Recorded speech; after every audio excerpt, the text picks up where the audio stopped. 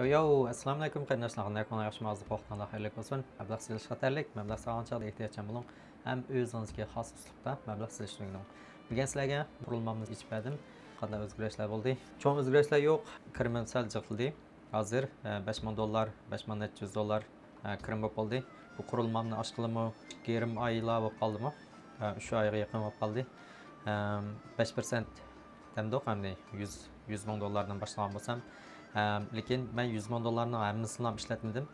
İşte bir ay bir çıkması 40 ming dollar ya bo'lmasa $50 ming ishlatgan.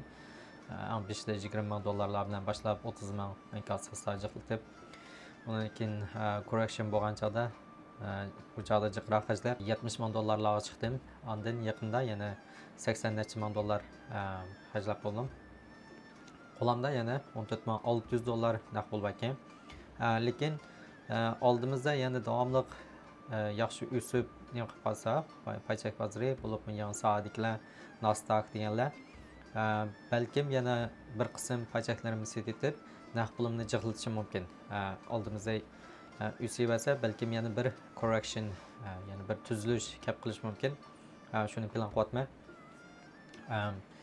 Meniki ba'zan paychaklarim yanada menga jiq ziyon bor. Masalan, Teladokdan 1400, Tesla'dan 200, müştaq oldikayni hammasini hisoblab kelsak, $2,000 ziyonli paychaklar bor. Lekin bularni agar ziyon tatmagan bo'lsam, ba'zan xatoliklarni qilmagan bo'lsam, Teladokdek, balkim bu 5% emas, 6-7% bo'lib qoldi. Lekin bunday ishlar yuz berib turdi. Hech qisi yo'q. Chunki shunga men hozir deb keldim. Bu bir paychakingiz ziyon tatsa, uning bilan markazlashib qolmang.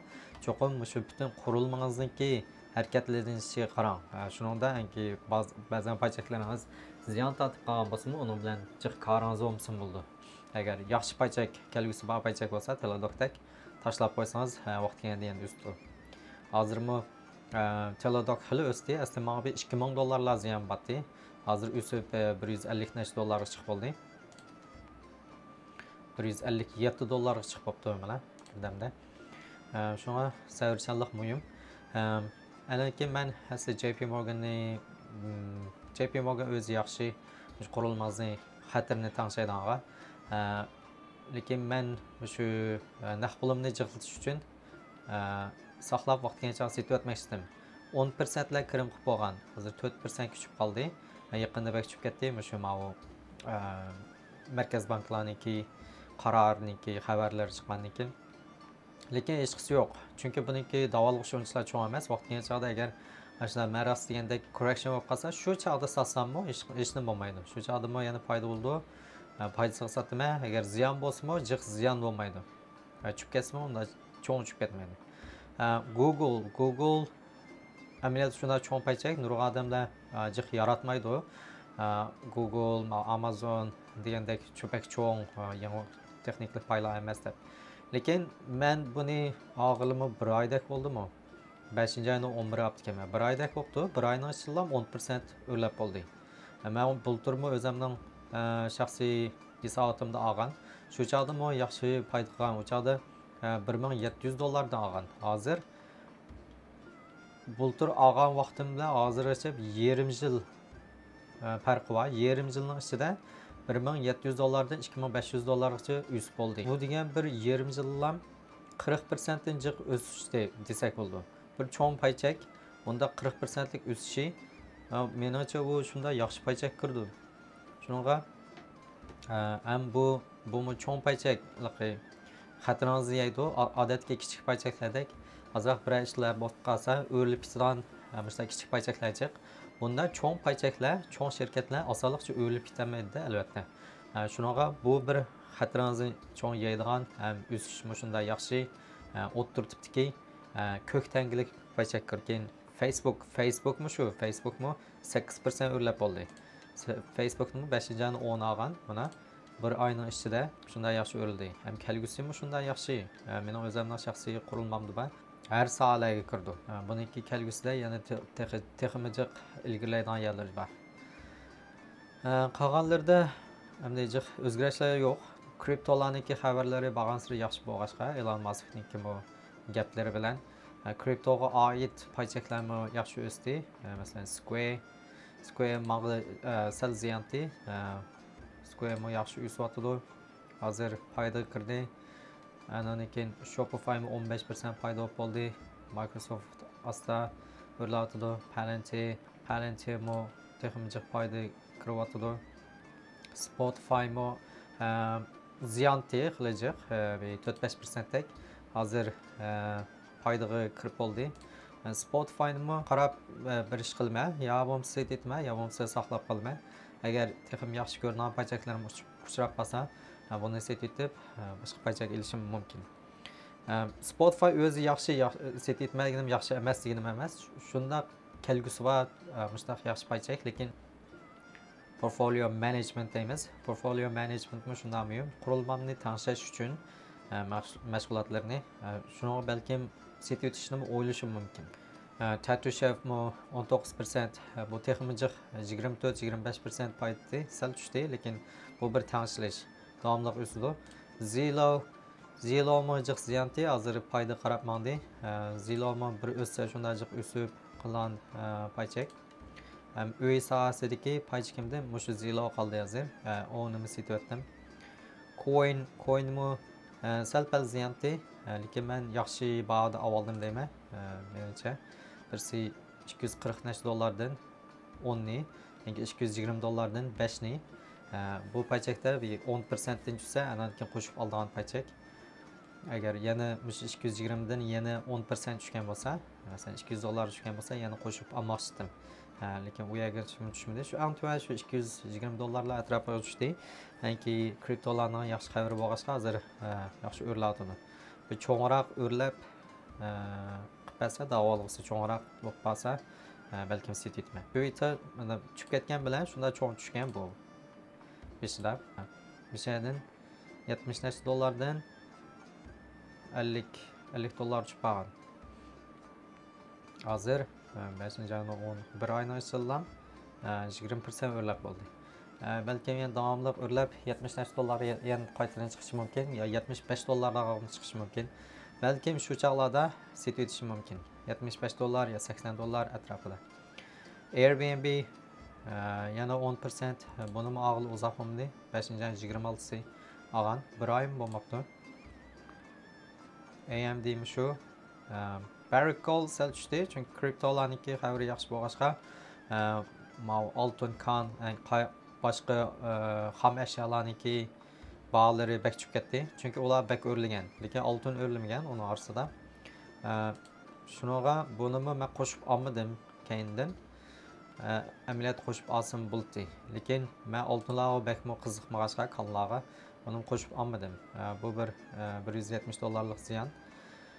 Bunu endi nemiga asqatadi degan chaqda, agar o'rlamasimi, mishda tursimi, vaqt kelgan chaqda pul paxalliq bo'lib qolsa, mushu bir qurilmangizda bexatarlikni, pul paxalliqda sal qiymatini qaytara oladigan paychakning birisi bo'lib qoldi.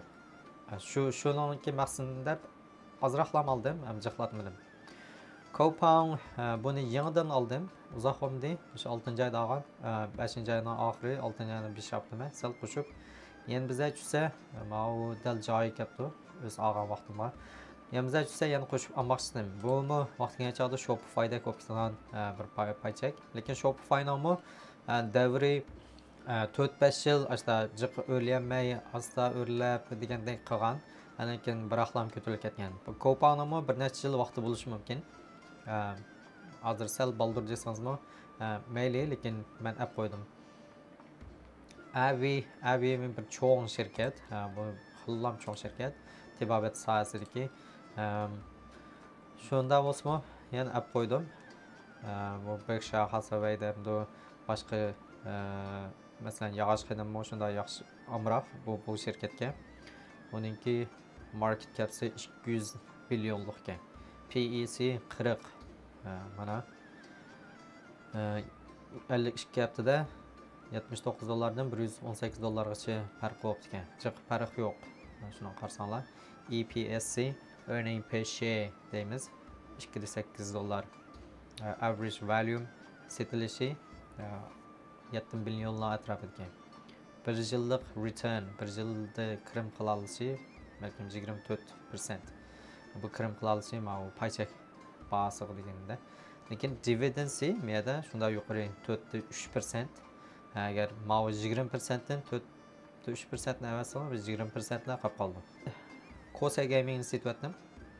Kosa Gaming 20% o'rlab ketgan chog'da setyapib $40 atrof. $40 emas. 40 dollar chiqqan, lekin sal qaytib $37 atrofida setyaptim. Amaliyotda yana o'sishi batdi, lekin o'zim ko'zlab qo'ygan paychak bo'lg'achqa shuni oldim. U bo'lsa-mu Robloxni oldim oxiri.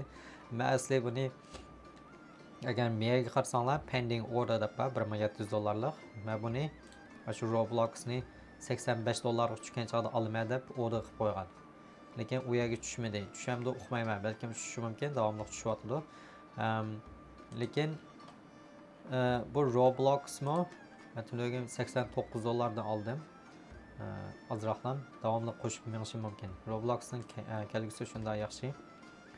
Lekin Roblox o'zining ichilgan vaqtimi? Qarsanglar, asli $40, biroqlam $70 chiqib ketgan. Qancha 2 kundan ichilgan. Shunga meniki faraz qilishim, balkim jiq tushsa $85 tushishi mumkin. Ba'zanlar deydi, balkim yana $70 tushib qoldi deydi. Men endi onaga jiq ishonch qilaman. Balkim tushishi mumkin. Men tushishini xohlayman. Tushsa texim jiq olaman. Lekin shu ichilgan vaqti shu $70 vaqti bo'lg'achqa, balkim yana ichilgan vaqt yerga tushmasligi mumkin deb faraz qilyapman. Agar tushsa davomli qo'shib ilib necha yil saqlayman. Bu balkim shu Kosa Gaming qattiq detal, lekin mana yumshoq detalliq uyan Unity degandek o'sha uyanlarniki shirkatiniki shunday yaxshi yangidan chiqqani nurg'a odam qiziqib ovatidi. Anki Roku-niki men ba'zan nimalarini ko'rib baqdim. Qarab 6-oy 8 olgan, hozirlam 9% kirim qilib bo'ldim. Bundan daftarlarga qarab baqdim. Shunday yaxshi daftarlarni mana nimada chiqib ko'rmaysiz amaliyotda. 48 millionlik market cap'si bor. PE ratio qarang 270 necha. Shunday yuqori. Yuqori desam yaxshi bo'lmaydi. Hamda ba'zan chaqda tuvan bo'lsa yaxshi bo'ldi, lekin men yangidan taraqqiy qilayotganlarniki ba'zanda shunday yaxshi bo'ldi. Menga qarang, 1 year return 240% atrofida. Shunga odam shunday qiziqtirdi ekan, shuni olib qo'ydim. PE ratio bilan tuvan bo'lsa yaxshi, lekin yana qaraymiz. Agar kelgusi shunday parlaq shirkat bo'lsa, yuqori bo'lsa yaxshi deb qaraymiz. Masalan, Tesla'niki PE'si qarab qo'yaylik. 600 necha. Tesla'niki 1000 chiqqan PE ratiosi. Chunki buniki PE'si qarablam bu paychakniki overvalue ba'zi bak yuqori emasligini bilasiz. Nano Dimension og'li bir oy bo'lmadi. Mana bir oyim bo'lmadi. 30%, 35%larga chiqqan. Keyinda yana tushib 25%larga tushib, yana qaytadan chiqib 30%larga chiqibdi. Yana qo'shib olmoqchidim. Qachon qo'shib ola olaman o'qimadim. Bir cho'ng bir 10%, 20% tushsa cho'qim qo'shib olmay. 100 paychak bor. 100 paychakmi yetadi menimcha. Bu orallam $600 agar qarasangiz shunda oz. Lekin bu paychak 10 essa balkim 40-50 essa o'lish mumkin. 10 essa o'rilsam $6000 oldi. 40-50 essa o'rilsa $30000 paychak yozib qoldi. Buniki hozir men $615 bilan olgan bilan 30 essa o'sib hozir $800 ga chiqib qoldi. Anaki kriptolarniki yaqinda hamda qaytadan o'rlaydigan yer kap qoldi deb o'ylab, men Ethereumdan yana $300 qo'shib qo'ydim. Jiq emas. Men shunda oz qo'shyapman. Jiq bo'lsa, eng jiq bo'lsa $1000 men undan jiq qilmayman. Mana men 5'ida $500 olganim 5-oyda, 6-oyda $300 oldim. Bu 5'ida olgan yerim $3800 dan olib kelman. Keyinda 2500. Bundan tuvan tushgan, lekin u chaqlarda olmabdim endi. Qolgan kriptodan men Cardano'ni oldim. Cardano'ni $500 oldim. 300 necha unit 6-oydan net sotdim buni. Lekin Bitcoin olmadim. Bitcoin'imi olg'im bor, lekin sal tushamiki deyman. Tushgan chaqda olamanmi? Uqmadim. Doge back chiqsa ham bo'ldi menga. Lekin men az ağaçqa şuna bir 200 neçə dollar əmdi ətrafında. Cəmi 600 dollarlıq 5-də 8 neçə unit. Bunu 56 sent ətrafında, yemirsini 38 sent ətrafında. Davamlı qoşmadım. Qoşsam cıq qoşmayman, cıq olsa 1000 dollarlıq qoyman. Oldu. Şunaqa müş üçinchilik qurilmamning o'zgarishleri bugun meshak so'zlay yoqtirgan bo'lsangiz boshqalarga tavsiya qilib qo'ying. Boshmaltaqni chuqur besib qo'ysangiz shu YouTube kanalimdagi algoritm tarafdan shunday foydasi bo'ldi. Kelasi ko'rishaylik. Allohga emanet.